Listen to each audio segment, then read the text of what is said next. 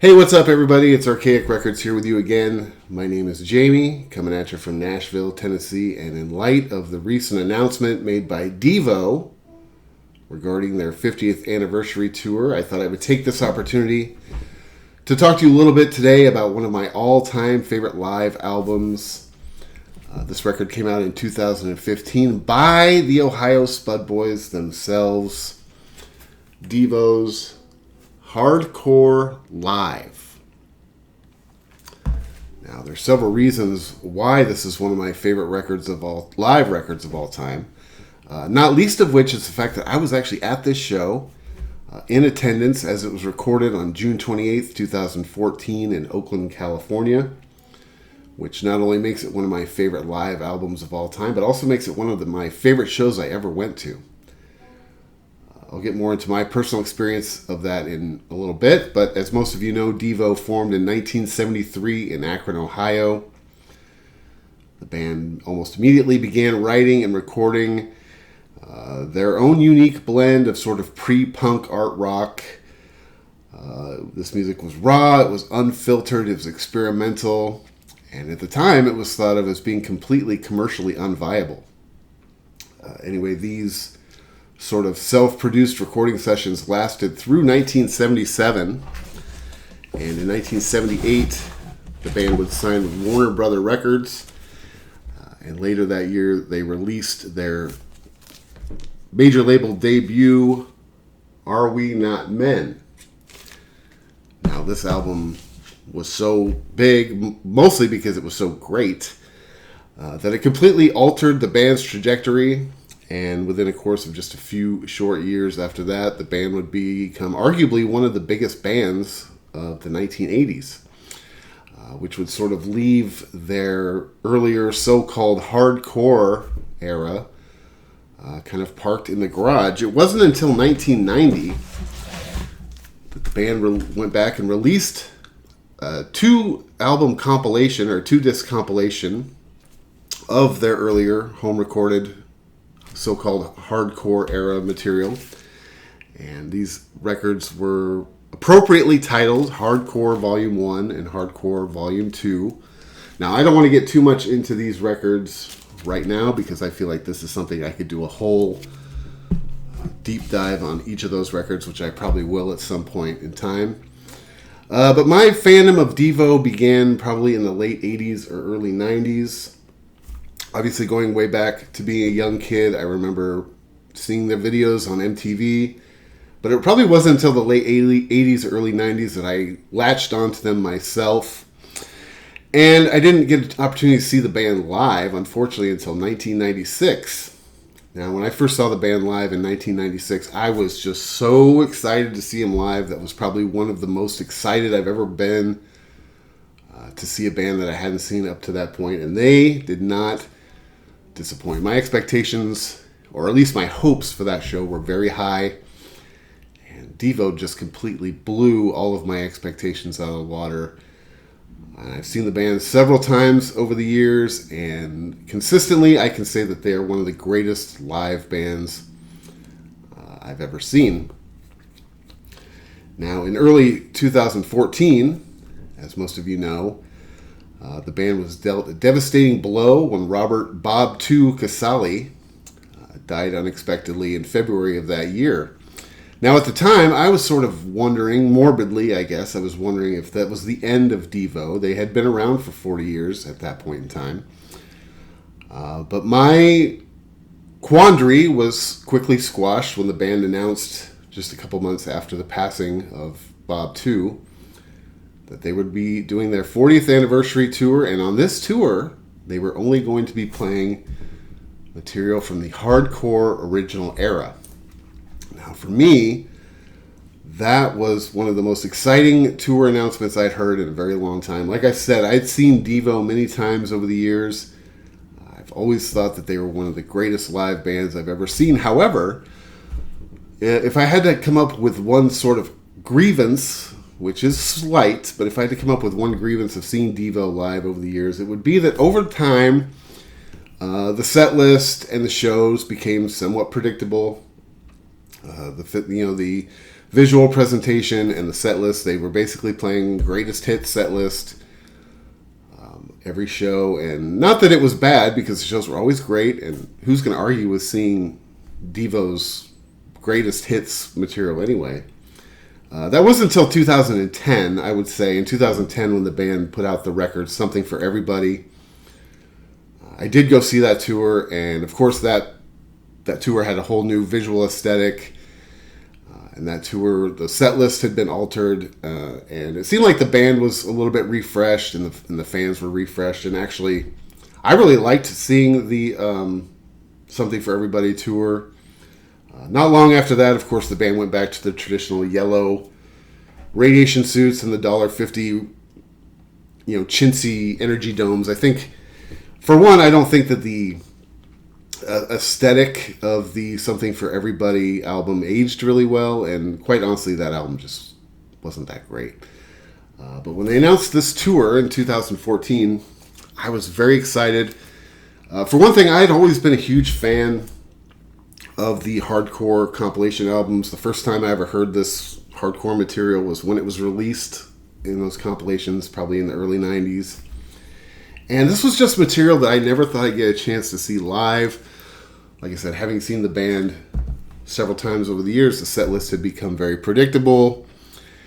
And there were some songs in the DEVO catalog I could just never hear again. I remember for years going to see the band live. For one thing, I've just never really liked the song Whip It. Just as a song, I just don't really like that song. I've never really liked it. It doesn't really fit in with a lot of their catalog, in my opinion. That's a song, if I never heard again, it would be okay. In fact, in the video, the DVD production of this show, Bob One himself even says he's just tired of Whip It. So when they announced that this was going to be the tour that they're going to be doing in 2014 to celebrate the 40th anniversary of the tour, I was just beyond excited. I couldn't wait to get my tickets. And for one thing, I just couldn't wait to see what songs they were going to incorporate in the set list and how they were going to make these songs work live after so long. And a lot of these songs at the time I didn't think would really translate live. Of course, they all do. I remember I got my tickets basically immediately, and I just was like, I just couldn't wait for this thing to come out. I remember I even specifically avoided watching anything off social media or YouTube about the tour. Oh, I saw the show at Oakland. I think I mentioned that. And Oakland was kind of towards the back end of the tour, and I specifically avoided seeing anything on YouTube or social media about this because I wanted everything to kind of be fresh and a surprise when I saw it. And I'd say for the most part, I succeeded in that. But I just couldn't wait. The show just couldn't come fast enough for me. And I remember, for me, the day of the show, finally, the day the show came, I had to work that afternoon. At the time, I was living in Oakland and working in San Francisco. And I just remember I woke up that day and I almost called out of work. Honestly, I was just so excited to go to the show that night. And I ended up going to work, and I just ended up having just like the worst day at work ever. This was a job that I kind of hated anyway, and this job was sort of prone to bad days. But this was just a particularly bad day. And I left work in just like the grouchiest, crappiest mood you can imagine. And my girlfriend at the time, now my wife, she met me at work, and she knew how excited I was. And she was just like, oh man, I can't believe we get to go see this show tonight. She had never seen DEVO before. She was excited. She knew how excited I was. And I had such a bad day at work. I just was like, I'm not going. I'm going home. F this. And she kind of had to like talk me off the ledge a little bit. And she's like, no, we have to go. You're gonna hate yourself if we don't end up doing this. And I remember, for those of you familiar with the Bay Area at all, I was living in Oakland, but I was working in San Francisco. So by the time I took the train back to Oakland, I had sort of calmed down, and I was ready to go. And I was like, all right, we'll go. And I was sort of begrudgingly like, I'll just go, I guess. And so we take BART. And for those of you who know where the Fox Theater is in Oakland, it's right downtown. So you jump out of the train, you go up the platform, and you're right there. So we go there, we have dinner and a couple drinks, and by now I'm feeling pretty excited. I'm feeling much better. Trying to leave my crappy day at work in my rearview mirror, and we go into the Fox Theater. The place is packed. I was kind of curious to see how well it would draw, but the place was completely sold out, probably oversold out. I know I used to go to shows at the Fox all the time, and I don't want to say they oversold the show, but they were sort of notorious for packing it as tight as possible. And I just couldn't wait for the show to start. And lights go down, and at first the band comes out, and I have to say it was a little bit weird at first. Like I said, Bob 2 had just passed away in February, and it was weird to see DEVO come out on stage as a four-piece. This was the only time I ever saw them as a four-piece. Of course, it was Mark, Jerry, Bob 1, and Josh Freese. And it was weird. You definitely felt the absence of Bob 2.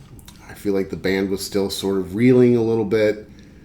And I think among the hardcore, get it? Hardcore!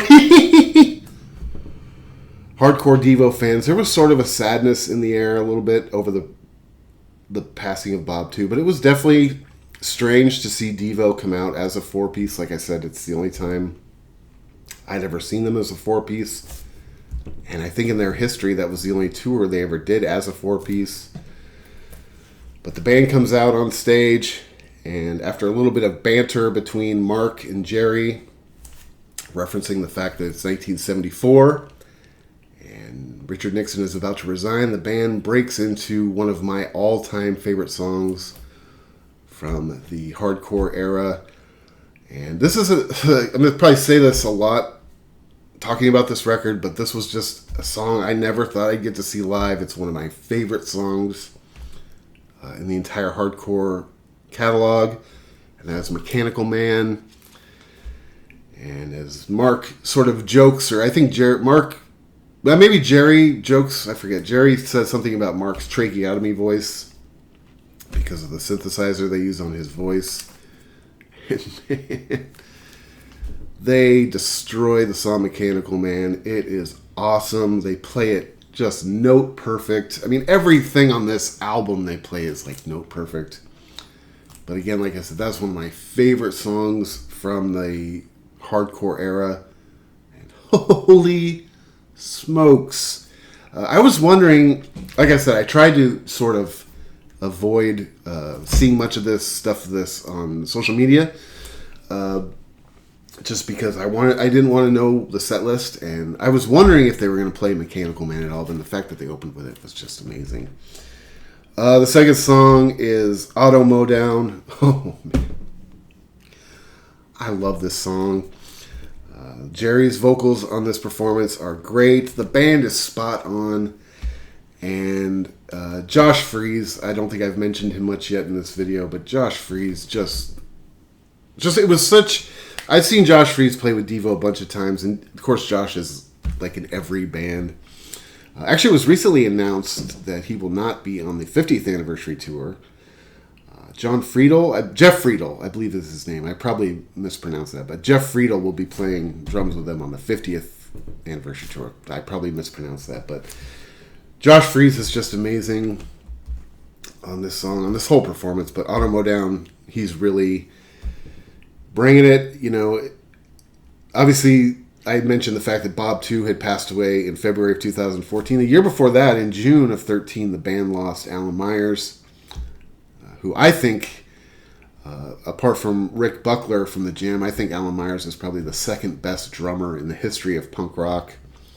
Now, obviously, it was different because Alan Myers wasn't working with the band anymore, like obviously Bob 2 was when he passed away. But if you were going to find anybody who could possibly ever replace Alan Myers, I think Josh Freese was as good as you're ever going to find. Anyway, the third song is Space Girl Blues. I really like this song a lot. The band is just great. Jerry's vocals are amazing. The next song after that is Baby Talkin' Bitches. It's going to get repetitive, but another song I really love from the hardcore era. The band is just killer. You know, Mark and Jerry kill the harmony vocals. And even Bob One, when he does his vocals on this song, I get a little bit sort of... my patience for Bob One's singing is sort of limited. There's some songs in the DEVO catalog that he does that I cannot handle. But Bob One's performance on this is good. The whole performance is just great. The next one is Fräulein. I love this song. I'm not sure if I pronounced Fräulein right. That's another one I'm never sure if I'm pronouncing that one right. I love this song. It's kind of a spud swing song a little bit. Josh Freese's drumming on this song is amazing. Again, Mark and Jerry do the harmony vocals spot on. The band is just incredible. I mean, this entire performance is just flawless. Like I said, there's so many reasons why this is one of my favorite live records ever. One, because I was there. Two, because I love the material. And three, because the way that they perform this material, after basically letting this stuff just sit in the attic for 40 years, it was just incredible to me. I could not get over how amazing it is. The first side one ends with the song I've Been Refused. I love that song. Straight Ahead, just kind of a punk rock song. I've always loved that song. And their performance of it is amazing. Side 2 starts with another one of my all-time favorite hardcore era songs, Bamboo Bimbo. This song is just killer on here. The band destroy it. Mark does do the cheap applause stunt where he mentions the city of Oakland in the song, and of course the crowd goes ballistic, as I'm sure I did too.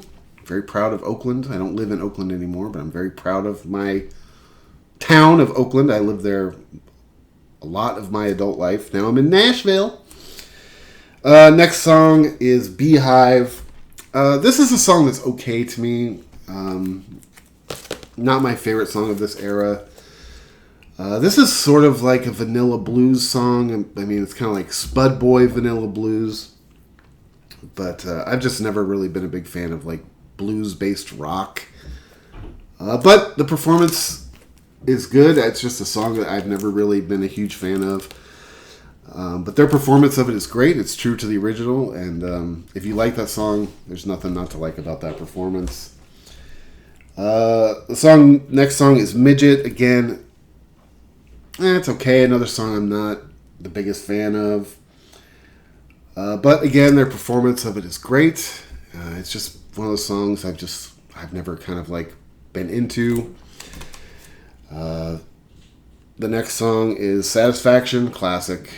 And that was one nice thing about this set list was, even though they were able to skip things like Whip It and some of the stuff that's way overplayed, there were a few songs that you traditionally get out of the DEVO set list.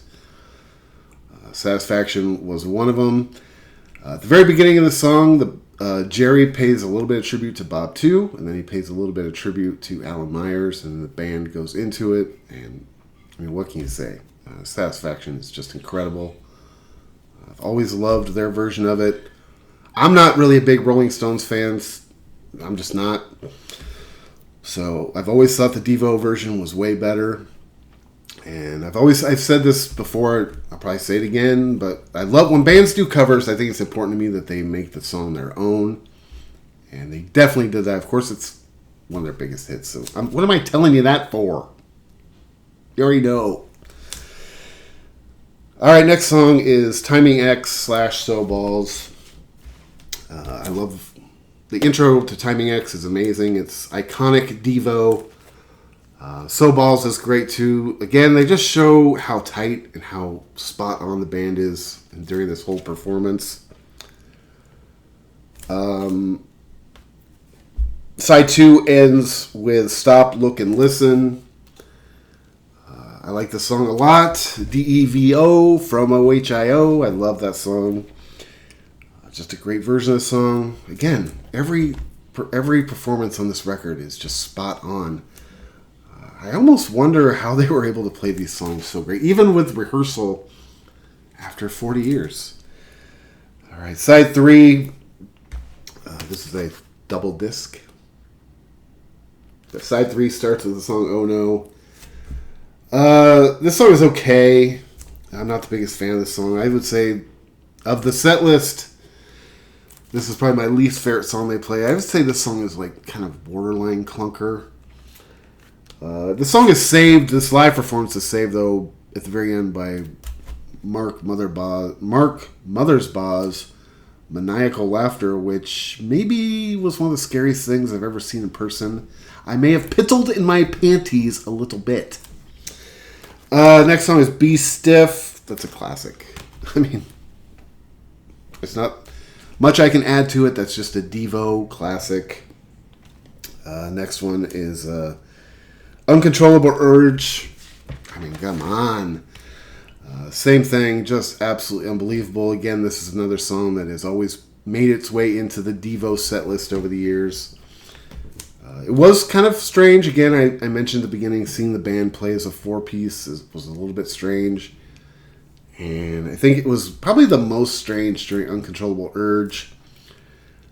Just because their performance of that show is always kind of the same. It's very rehearsed. And it looked sort of missing. It looked like there was something missing without Bob 2 being there. Of course, there was something missing really the entire night without Bob 2 being there. But it was a very good performance. Next song is "Social Fools." I love this song. Great version of this song. Great message in the song. And again, one of my favorite songs from the hardcore era. True to the original. Just awesome.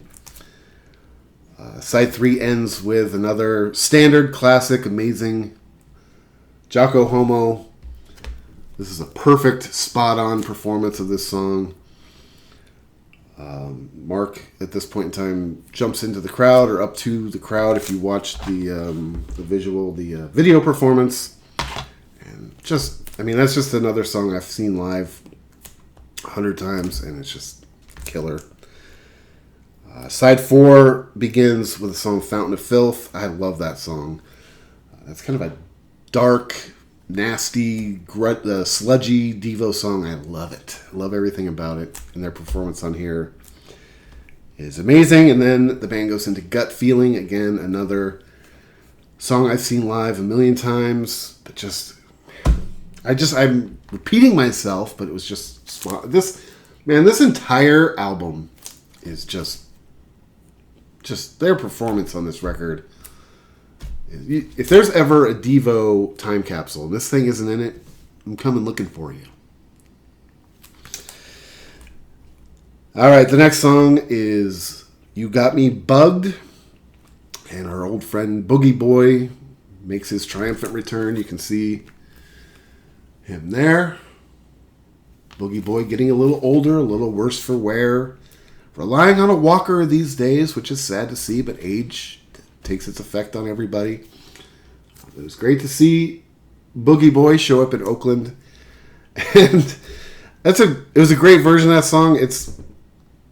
I've always thought that was probably the weirdest DEVO song there is, and that might be saying a lot because there's some weird stuff in especially the hardcore catalog.